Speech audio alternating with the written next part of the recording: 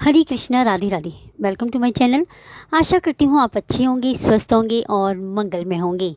आज इस वीडियो में मैं आपके लिए लेकर आई हूँ 2025 में गंगा दशहरा कब है, गंगा दशहरा पर करें किन चीज़ों का दान जो बहुत ही शुभ होता है।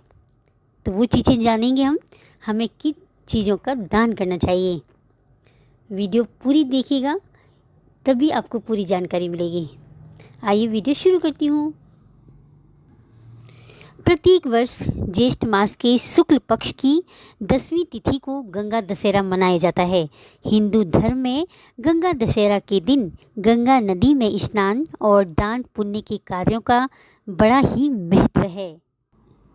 यह दिन पापों से मुक्त और मोक्ष के साथ पितरों को प्रसन्न करने के लिए बेहद खास माना जाता है।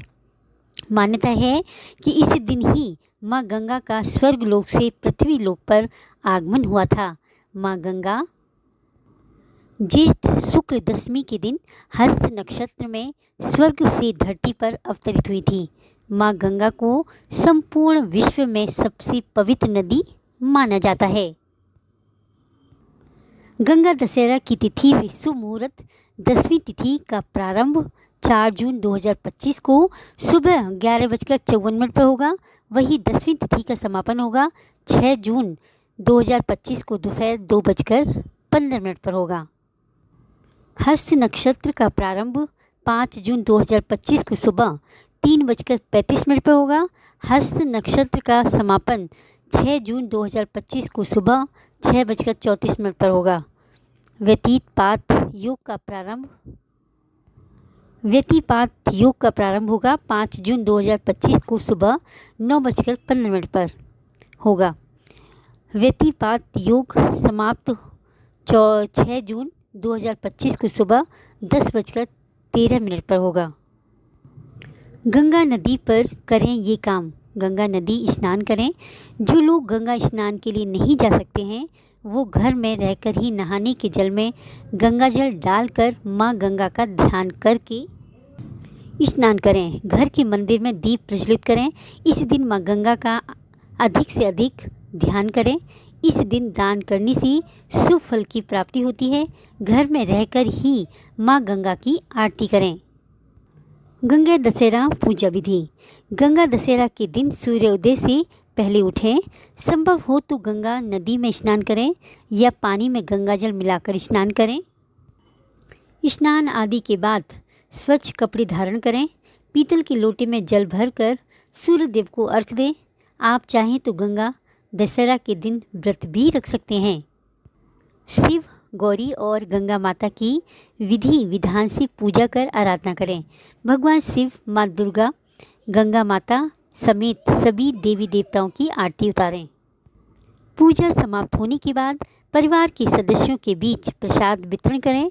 पूजा सामग्री की लिस्ट। पूजा के लिए गंगा जल, पान का पत्ता, आम का पत्ता, अक्षत, कुमकुम, दुर्वा, कुशा, सुपारी, फल, फूल, नारियल, अनाज, सूत, कलश समेत सभी पूजन सामग्री एकत्रित कर लें। गंगा दशहरा पर किन चीज़ों का दान करना चाहिए, आइए जानते हैं। जल से भरे घड़े, मटके। गंगा दशहरा पर जल से भरे घड़े का दान अत्यंत पुण्यकारी माना जाता है। इसी शीतलता और जीवन का प्रतीक माना जाता है। मटके में जल भरकर दान करने से व्यक्ति के सभी पापों का नाश होता है और उसी शीतलता का अनुभव होता है। वस्त्र। इस दिन सफ़ेद वस्त्र या अन्य वस्त्रों का दान करना शुभ माना जाता है। विशेष रूप से निर्धन और ज़रूरतमंद लोगों को वस्त्र दान करें। दान करने से माँ गंगा की कृपा प्राप्त होती है। अन्न और फल। गंगा दशहरा पर अन्न, चावल, गेहूँ, दाल और फल दान करना भी अत्यधिक फलदायी होता है। यह गरीब और भूखे लोगों के लिए सहायता का प्रतीक माना बनता है। पंखा, हाथ का पंखा। गर्मी के मौसम को देखते हुए हाथ का पंखा दान करना बहुत शुभ माना जाता है। इसी दान करने से दानकर्ता को शीतलता और मानसिक शांति प्राप्त होती है। चप्पल और जूते। गंगा दशहरा पर पैरों की रक्षा के लिए चप्पल या जूते का दान करना भी लाभकारी होता है। इसी ज़रूरतमंदों को दान करने से उसके कष्ट कम होते हैं। छाता, गर्मी और धूप से बचाव के लिए छाते का दान करना भी एक महत्वपूर्ण कर्म माना जाता है। यह दूसरों के जीवन में सुरक्षा और सुख का प्रतीक होता है। सत्तू, गंगा दशहरा के दिन सत्तू का दान भी शुभ माना जाता है। गर्मियों में सत्तू ठंडक प्रदान करता है, इसलिए इसे ज़रूरतमंदों में बांटना बहुत ही पुण्यकारी होता है। दूध और दही, इस दिन दूध और दही का दान करने से घर में सुख, शांति और समृद्धि आती है। विशेष रूप से ब्राह्मणों और ज़रूरतमंदों को इसका दान करना शुभ माना जाता है। मिष्ठान और गुड़, गंगा दशहरा पर मिष्ठान, लड्डू, पेड़ा और गुड़ का दान करने से मिठास और खुशहाली का प्रतीक होता है। यह दूसरों के जीवन में मिठास लाने का प्रयास माना जाता है। धूप, दीप, अगरबत्ती, पूजन के समय धूप, दीप और अगरबत्ती का महत्व होता है। इसे दान करने से आध्यात्मिक शुद्धता और सकारात्मकता ऊर्जा का संचार होता है। सतरंगी अनाज, सप्तधान जैसे चावल, जौ, गेहूँ, मूंग, चना, तिल और मक्का का दान करना बहुत ही पुण्यदायी माना जाता है। तिल और घी का दान करना भी विशेष पुण्यकारी माना जाता है। इससे पापों का नाश होता है और आत्मा की शुद्धि होती है। धन और आभूषण, गंगा दशहरा के दिन गरीबों और ज़रूरतमंदों को आर्थिक सहायता देना भी पुण्य का काम है। आभूषणों का दान भी किया जा सकता है। पुस्तकें और धार्मिक ग्रंथ, इस दिन धार्मिक ग्रंथों का दान भी एक उत्तम कार्य है।